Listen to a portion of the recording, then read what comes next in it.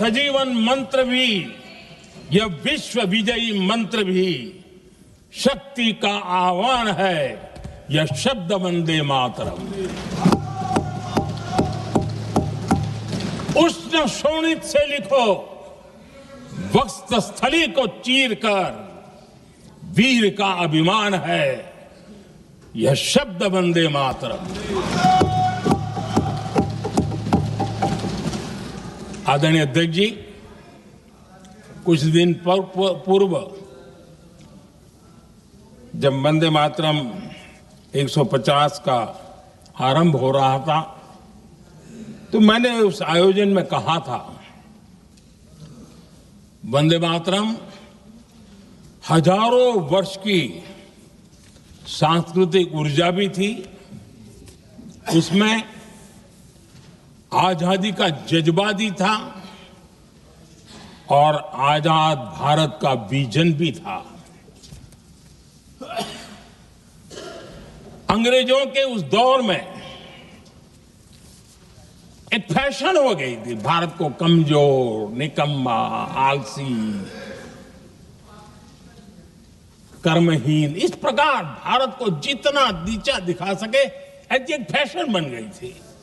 और उसमें हमारे यहां भी जिन्होंने तैयार किए थे वो लोग भी वही भाषा बोलते थे। तब बंकिमदा ने उस हीन भावना को भी झकझोरने के लिए और सामर्थ्य का परिचय कराने के लिए वंदे मातरम के भारत के सामर्थ्यशाली स्वरूप को प्रकट करते हुए आपने लिखा था,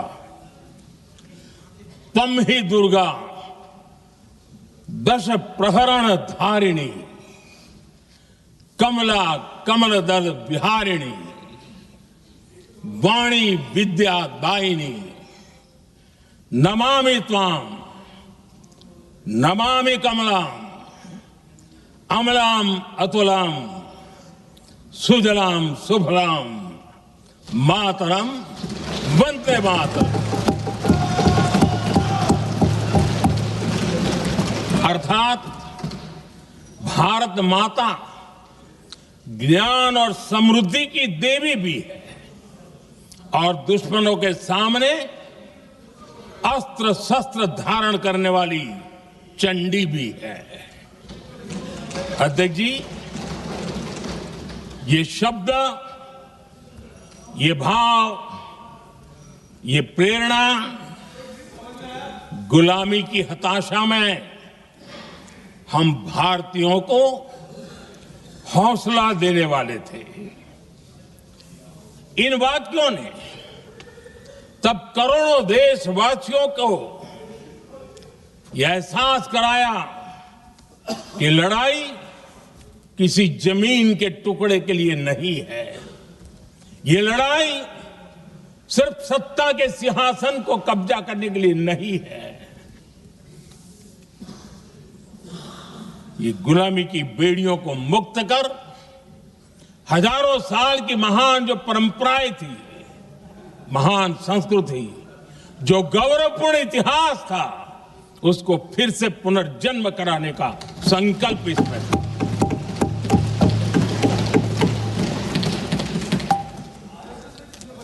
आदरणीय अध्यक्ष जी,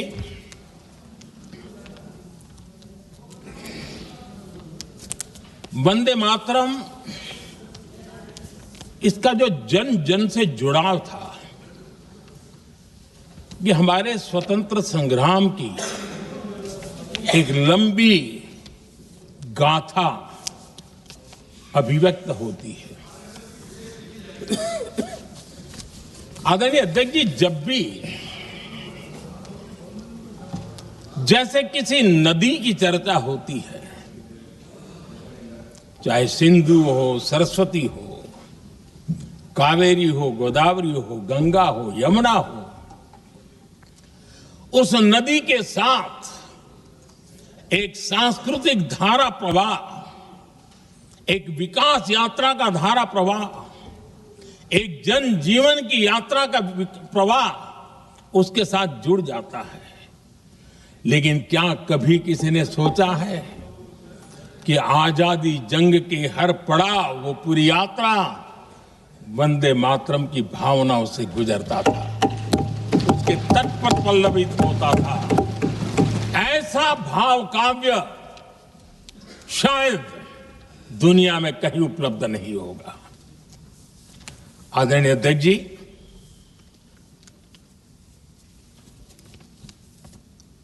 अंग्रेज समझ चुके थे कि 1857 के बाद लंबे समय तक भारत में टिकना उनके लिए मुश्किल लग रहा था। और जिस प्रकार से वो अपने सपने लेकर के आए थे, तब उनको लगा कि जब तक भारत को बांटेंगे नहीं, जब तक भारत को टुकड़ों में नहीं बांटेंगे, भारत में ही लोगों को एक दूसरे से लड़ाएंगे नहीं, तब तक यहां राज करना मुश्किल है। और अंग्रेजों ने बांटो और राज करो इस रास्ते को चुना और उन्होंने बंगाल को इसकी प्रयोगशाला बनाया, क्योंकि अंग्रेज भी जानते थे वो एक वक्त था जब बंगाल का बौद्धिक सामर्थ्य देश को दिशा देता था, देश को ताकत देता था, देश को प्रेरणा देता था। और इसलिए अंग्रेज भी चाहते थे कि बंगाल का ये जो सामर्थ्य है वो पूरे देश की शक्ति का एक प्रकार से केंद्र बिंदु है। और इसलिए अंग्रेजों ने सबसे पहले बंगाल के टुकड़े करने की दिशा में काम किया। और अंग्रेजों का मानना था कि एक बार बंगाल टूट गया तो ये देश भी टूट जाएगा और वो यावत चंद्र दिवाकरो राज करते रहेंगे, ये इनकी सोच थी। 1905 में अंग्रेजों ने बंगाल का विभाजन किया, लेकिन जब अंग्रेजों ने 1905 में ये पाप किया तो वंदे मातरम चट्टान की तरह खड़ा रहा। बंगाल की एकता के लिए वंदे मातरम गली गली का नाद बन गया था और वही नारा प्रेरणा देता था। अंग्रेजों ने बंगाल विभाजन के साथ ही भारत को कमजोर करने के बीच और अधिक बोने की दिशा पकड़ ली थी। लेकिन वंदे मातरम एक स्वर एक सूत्र के रूप में अंग्रेजों के लिए चुनौती बनता गया और देश के लिए चट्टान बनता गया। आदरणीय अध्यक्ष जी, बंगाल का विभाजन तो हुआ, लेकिन एक बहुत बड़ा स्वदेशी आंदोलन खड़ा हुआ और तब वंदे मातरम हर तरफ गूंज रहा था। अंग्रेज समझ गए थे कि बंगाल की धरती से निकला बंकिम दा का ये भाव सूत्र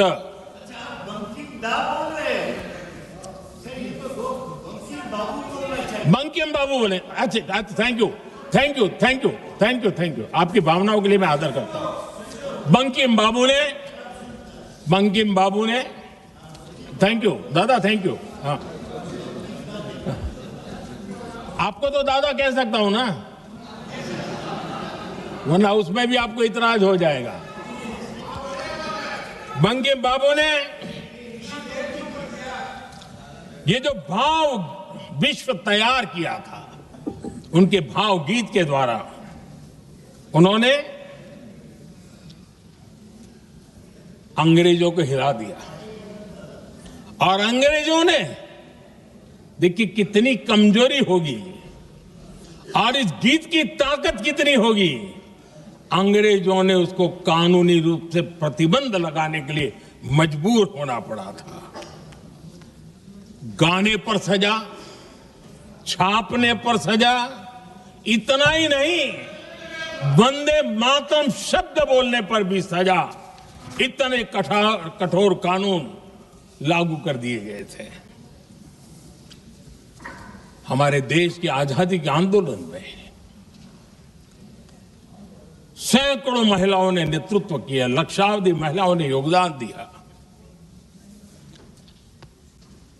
एक घटना का मैं जिक्र करना चाहता हूं।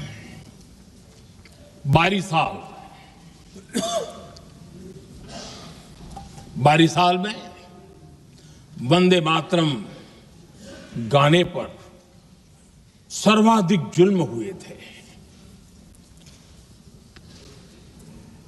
वो 12 साल आज भारत का हिस्सा नहीं रहा है और उस समय 12 साल की हमारी माताएं, बहनें, बच्चे मैदान में उतरी थी वंदे मातरम के स्वाभिमान के लिए। इस प्रतिबंध के विरोध में लड़ाई के मैदान में उतरी थी और तब 12 साल की एक वीरांगना श्रीमती सरोजिनी बोस, जिन्होंने उस जमाने में वहां की भावना को देखिए और उन्होंने कहा था कि वंदे मातरम जो प्रतिबंध लगा है, जब तक ये प्रतिबंध नहीं हटता है, मैं अपनी चूड़ियां जो पहनती हूं निकाल दूंगी। भारत में वो एक जमाना था, चूड़ी निकालना यानी महिला के जीवन की एक बहुत बड़ी घटना हुआ करती, लेकिन उनके लिए वंदे मातरम की वो भावना थी। उन्होंने अपनी सोने की चूड़ियां, जब तक वंदे मातरम प्रतिबंध नहीं हटेगा मैं दोबारा नहीं धारण करूंगी, ऐसा बड़ा व्रत ले लिया था। हमारे देश के बालक भी पीछे नहीं रहे थे। उनको कोड़े की सजा होती थी, छोटी छोटी उम्र में उनको जेल में बंद कर दिया जाता। और उन दिनों खास करके बंगाल की गलियों में लगातार वंदे मातरम के लिए प्रभात फेरियां निकलती थी। अंग्रेजों के नाको दम कर दिया था। और उस समय एक गीत गूंजता था बंगाल में, जाए जाबे जीवनो चोले, जाए जाबे जीवनो चोले, जोगो तो माजे तोमार काजे, वंदे मातरम बोले। अर्थात हे मां, संसार में तुम्हारा काम करते और वंदे मातरम कहते जीवन भी चला जाए तो वो जीवन भी धन्य है। ये बंगाल की गलियों में बच्चे कह रहे हैं। ये गीत उन बच्चों की हिम्मत का स्वर था और उन बच्चों की हिम्मत ने देश को हिम्मत दी थी। बंगाल की गलियों से निकली आवाज देश की आवाज बन गई थी।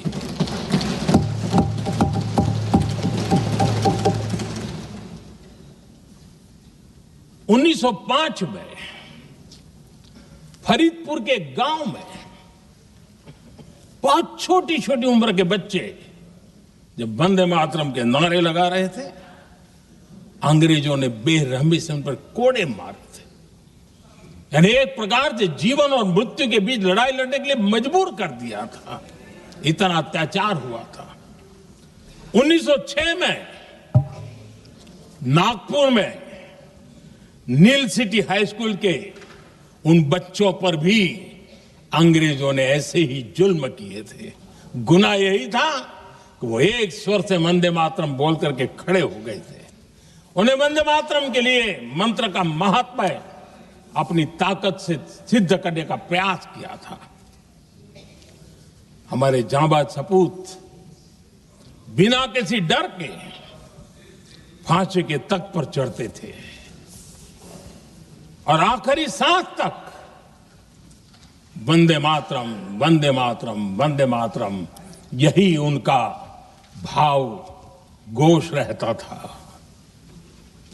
खुदीराम बोस, मदनलाल ढींगरा, राम प्रसाद बिस्मिल, अशफाक उल्लाह खान, रोशन सिंह, राजेंद्र नाथ लाहिड़ी, रामकृष्ण विश्वास, अनगिनत जिन्होंने वंदे मातरम कहते कहते फांसी के फंदे को अपने गले पर लगाया था। लेकिन देखिए, ये अलग अलग जेलों में होता था, अलग अलग इलाकों में होता था। प्रक्रिया करने वाले चेहरे अलग थे, लोग अलग थे। जिन पर जुल्म हो रहा था उनकी भाषा भी अलग थी, लेकिन एक भारत श्रेष्ठ भारत, इन सब का मंत्र एक ही था, वंदे मातरम।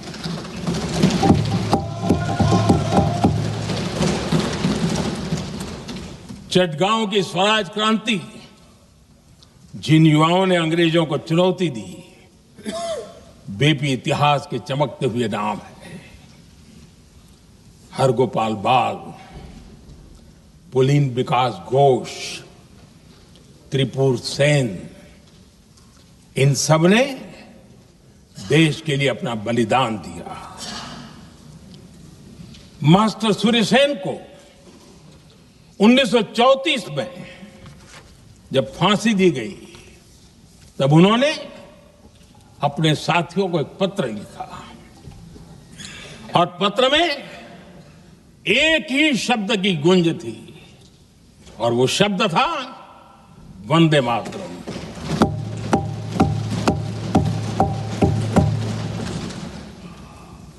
आदरणीय अध्यक्ष जी, हम देशवासियों को गर्व होना चाहिए। दुनिया के इतिहास में कहीं पर भी ऐसा कोई काव्य नहीं हो सकता, ऐसा कोई भावगीत नहीं हो सकता जो सदियों तक एक लक्ष्य के लिए कोटि कोटि जनों को प्रेरित करता हो और जीवन आहूत करने के लिए निकल पड़ते हो।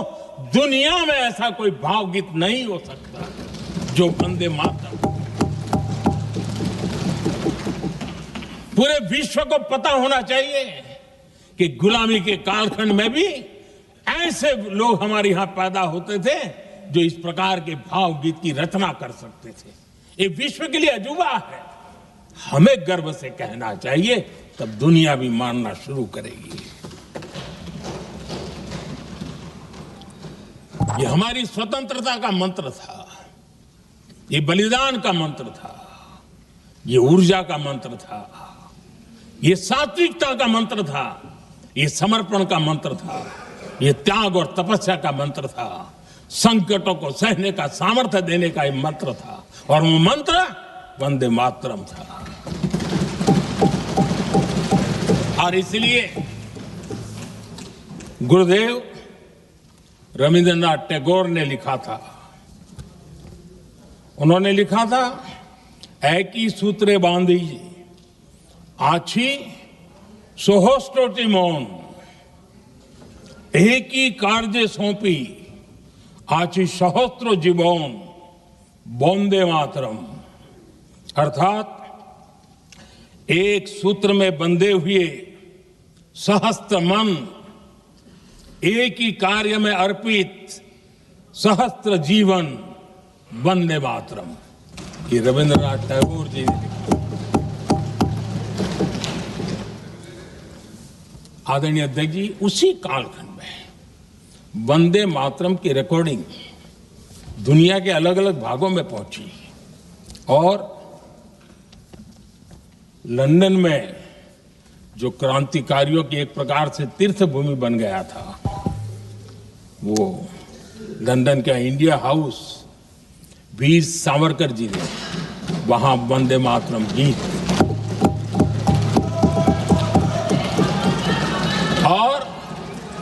वहां ये गीत बार बार गूंजता था। देश के लिए जीने मरने वालों के लिए वो एक बहुत बड़ा प्रेरणा का अवसर रहता था।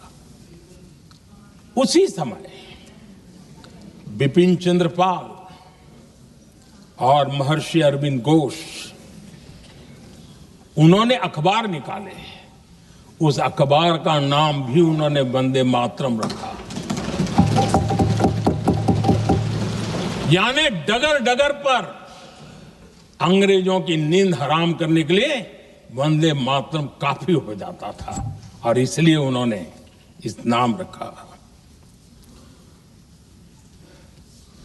अंग्रेजों ने अखबारों पर रोक लगा दी तो मैडम भिकाजी कामा ने पेरिस में एक अखबार निकाला और उसका नाम उन्होंने वंदे मातरम रखा।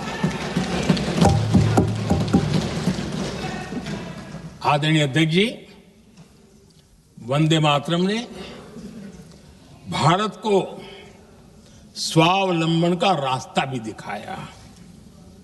उस समय माचिस की डिबिया, मैच बॉक्स, वहां से लेकर के बड़े बड़े शिप, उस पर भी वंदे मातरम लिखने की परंपरा बनी। और बाहरी कंपनियों को चुनौती देने का एक माध्यम बन गया, स्वदेशी का एक मंत्र बन गया। आजादी का मंत्र स्वदेशी के मंत्र की तरफ विस्तार होता गया। आदरणीय अध्यक्ष जी, मैं एक और घटना का जिक्र भी करना चाहता हूं। 1907 में जब वीओ चिदम्बरम पिल्लाई, उन्होंने स्वदेशी कंपनी का जहाज बना तो उस पर भी लिखा था वंदे मातरम।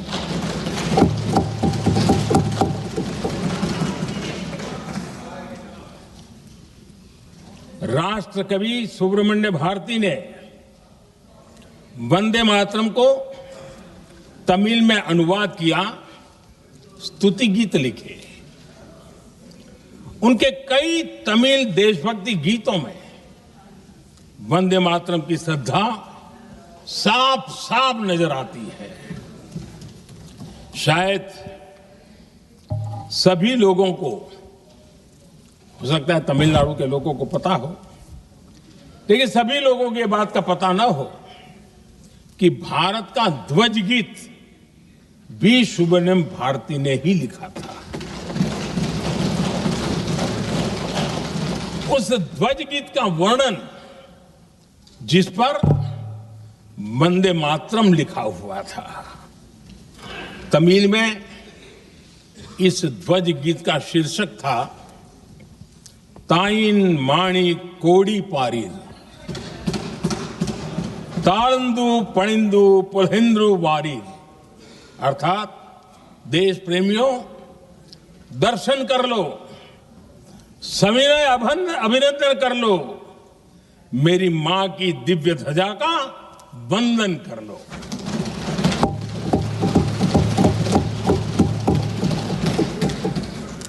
आदरणीय अध्यक्ष महोदय, मैं आज इस सदन में वंदे मातरम पर महात्मा गांधी की भावनाएं क्या थी वो भी रखना चाहता हूं। दक्षिण अफ्रीका से प्रकाशित एक साप्ताहिक पत्रिका निकलती थी, इंडियन ओपिनियन, और इस इंडियन ओपिनियन में महात्मा गांधी ने 2 दिसंबर 1905 जो लिखा था उसको मैं कोट कर रहा हूं। उन्होंने लिखा था, महात्मा गांधी ने लिखा था, गीत वंदे मातरम जिसे बंकिम चंद्र ने रचा है, पूरे बंगाल में अत्यंत लोकप्रिय हो गया है। स्वदेशी आंदोलन के दौरान बंगाल में विशाल सभाएं हुई, जहां लाखों लोग इकट्ठा हुए और बंकिम का यह गीत गाया। गांधी जी आगे लिखते हैं,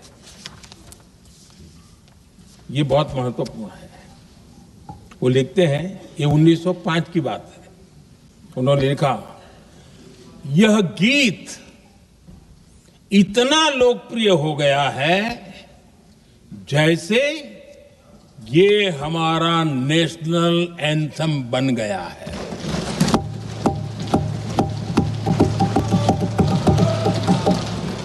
इसकी भावनाएं महान है और यह अन्य राष्ट्रों के गीतों से अधिक मधुर है। इसका एकमात्र उद्देश्य हम में देशभक्ति की भावना जगाना है। यह भारत को मां के रूप में देखता है और उसकी स्तुति करता है। अध्यक्ष जी, जो वंदे मातरम 1905 में महात्मा गांधी को नेशनल एंथम के रूप में दिखता था, देश के हर कोने में, हर व्यक्ति के जीवन में जो भी देश के लिए जीता जानता, देश के लिए जागता था, उन सब के लिए वंदे मातरम की ताकत बहुत बड़ी थी। वंदे मातरम इतना महान था, जिसकी भावना इतनी महान थी, तो फिर पिछली सदी में इसके साथ इतना बड़ा अन्याय क्यों हुआ?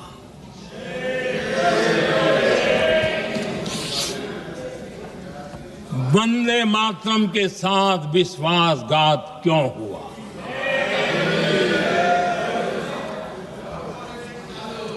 ये अन्याय क्यों हुआ?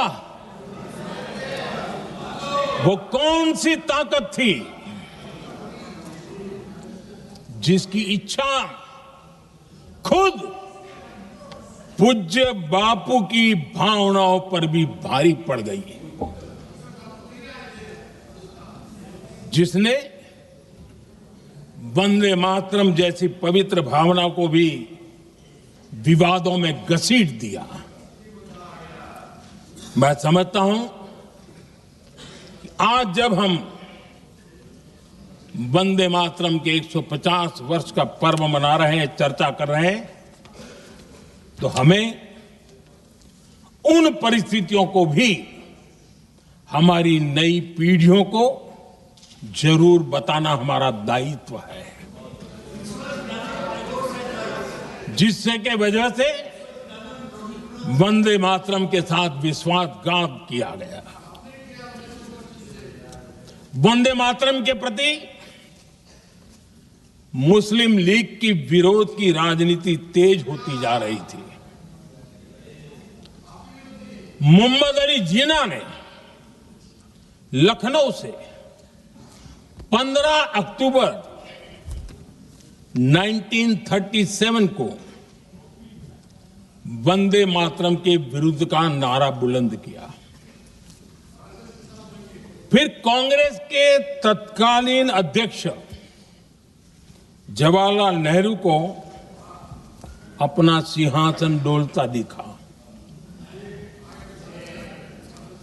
बजाय कि नेहरू जी मुस्लिम लीग के आधारहीन बयानों को तगड़ा जवाब देते, करारा जवाब देते, मुस्लिम लीग के बयानों की निंदा करते,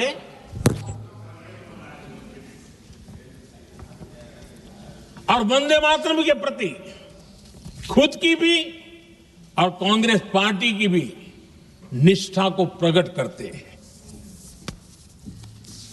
लेकिन उल्टा हुआ।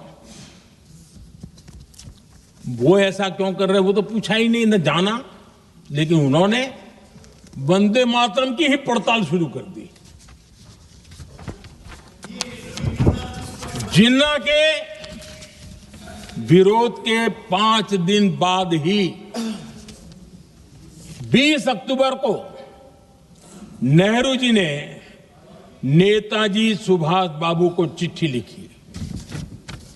उस चिट्ठी में जिन्ना की भावना से नेहरू जी अपनी सहमति जताते हुए कि वंदे मातरम की, ये जो उन्होंने सुभाष बाबू को लिखा है, वंदे मातरम की आनंद मठ वाली पृष्ठभूमि मुसलमानों को इरिटेट कर सकती है। मैं नेहरू जी का कोट पढ़ता हूं।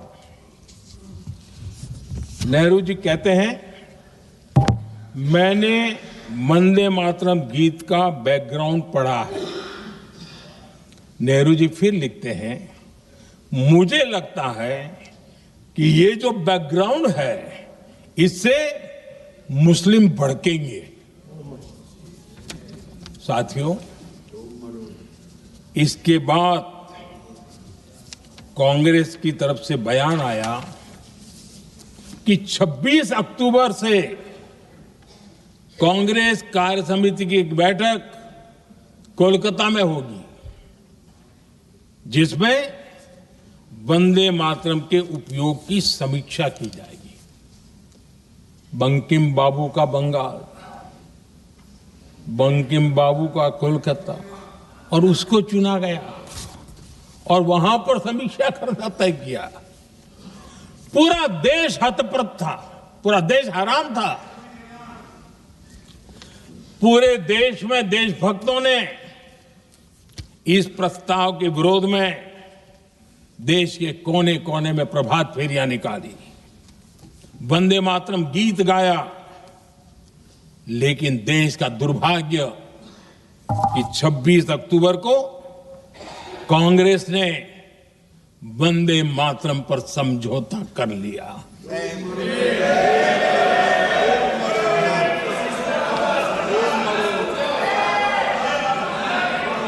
वंदे मातरम के टुकड़े करने के फैसले में,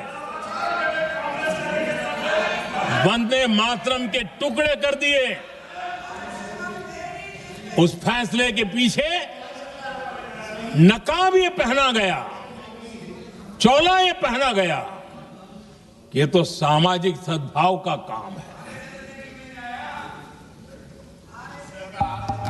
लेकिन इतिहास इस बात का गवाह है कि कांग्रेस ने मुस्लिम लीग के सामने घुटने टेक दिए और मुस्लिम लीग के दबाव में किया। और कांग्रेस का ये तुष्टीकरण की राजनीति को साधने का एक तरीका था। आदरणीय अध्यक्ष जी, तुष्टीकरण की राजनीति के दबाव में कांग्रेस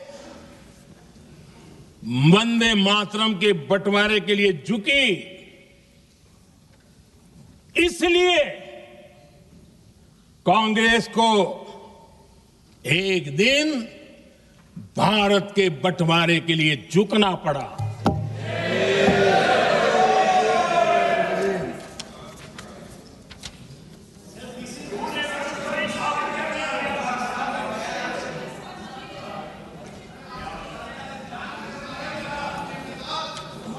मुझे लगता है कांग्रेस ने आउटसोर्स कर दिया है।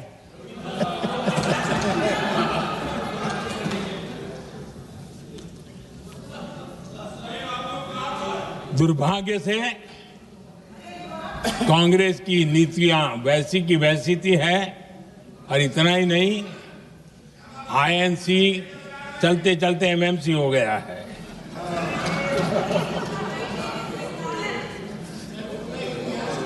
आज भी कांग्रेस और उसके साथी और जिन जिन के नाम साथ कांग्रेस जुड़ा हुआ है, सब वंदे मातरम पर विवाद खड़ा करने की कोशिश करते हैं। आदरणीय अध्यक्ष महोदय, किसी भी राष्ट्र का चरित्र, उसकी जीवटता, उसके अच्छे कालखंड से ज्यादा जब चुनौतियों का कालखंड होता है, जब संकटों का कालखंड होता है, तब प्रकट होती हैं, उजागर होती हैं और सच्चे अर्थ में कसौटी से कसी जाती है। जब कसौटी का काल आता है तब ही ये सिद्ध होता है कि हम कितने दृढ़ हैं, कितने सशक्त हैं, कितने सामर्थ्यवान हैं। 1947 में देश आजाद होने के बाद देश की चुनौतियां बदली, देश की प्राथमिकताएं बदली, लेकिन देश का चरित्र, देश की जीवटता वही रही, वही प्रेरणा मिलती रही। भारत पर जब जब संकट आए, देश हर बार वंदे मातरम की भावना के साथ आगे बढ़ा।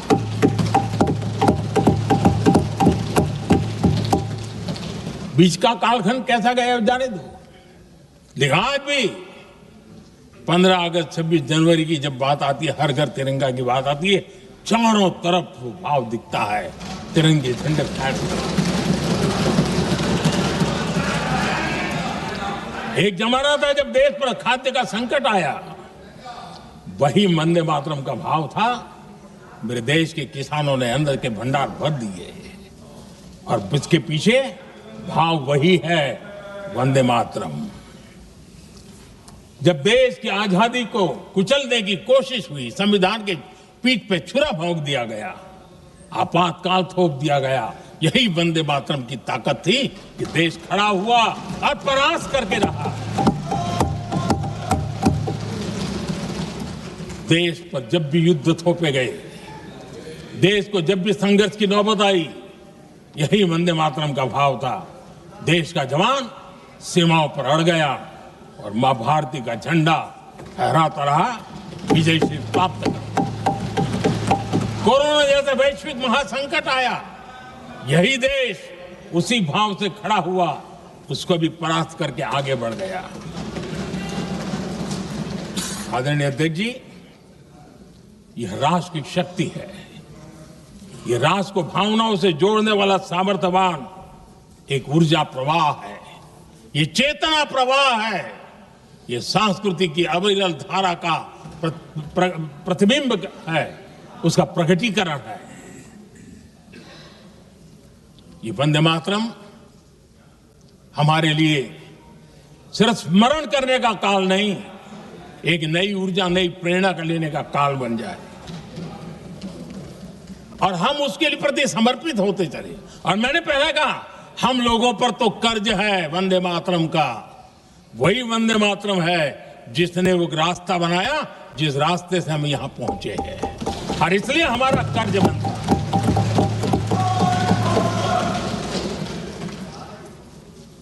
भारत हर चुनौतियों को पार करने में सामर्थ्य है। वंदे मातरम के भाव की वो ताकत है। वंदे मातरम ये सिर्फ गीत या भावगीत नहीं, ये हमारे लिए प्रेरणा है।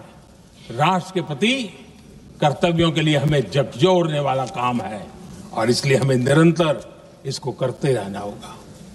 हम आत्मनिर्भर भारत का सपना लेकर के चल रहे हैं, इसको पूरा कर रहे हैं। वंदे मातरम हमारी प्रेरणा है। हम स्वदेशी आंदोलन को ताकत देना चाहते हैं।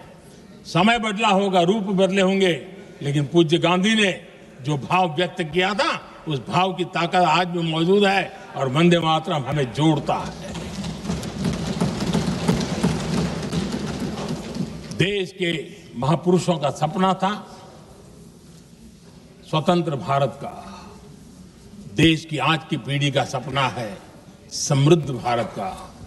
आजाद भारत का सपने को सिंचा था वंदे भारत की भावना है, वंदे मातरम की भावना ने। समृद्ध भारत के सपने को सिंचेगा वंदे मातरम की भावना। उसी भावना को लेकर के हमें आगे चलना है और हमें आत्मनिर्भर भारत बनाना। 2047 में देश विकसित भारत बन के रहे। अगर आजादी के 50 साल पहले कोई आजाद भारत का सपना देख सकता था, तो 25 साल पहले हम भी तो समृद्ध भारत का सपना देख सकते हैं, विकसित भारत का सपना देख सकते हैं और इस सपने के लिए अपने आप को खपा भी सकते हैं। इसी मंत्र, इसी संकल्प के साथ वंदे मातरम हमें प्रेरणा देता रहे, वंदे मातरम का हम रण स्वीकार करें, वंदे मातरम की भावना को लेकर के चले, देशवासियों को साथ लेकर के चले, हम सब मिलकर के चले, इस सपने को पूरा करें। इसी एक भाव के साथ ये चर्चा का आज आरंभ हो रहा है। मुझे पूरा विश्वास है कि दोनों सदनों में देश के अंदर वो भाव भरने वाला कारण बनेगा, देश को प्रेरित करने वाला कारण बनेगा, देश की नई पीढ़ी को ऊर्जा देने का कारण बनेगा। इन्हीं शब्दों के साथ आपने मुझे अवसर दिया, मैं आपका बहुत बहुत आभार व्यक्त करता हूं। बहुत बहुत धन्यवाद। वंदे मातरम, वंदे मातरम, वंदे मातरम।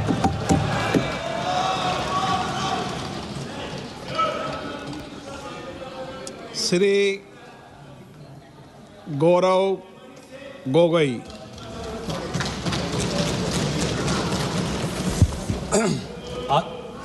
आदरणीय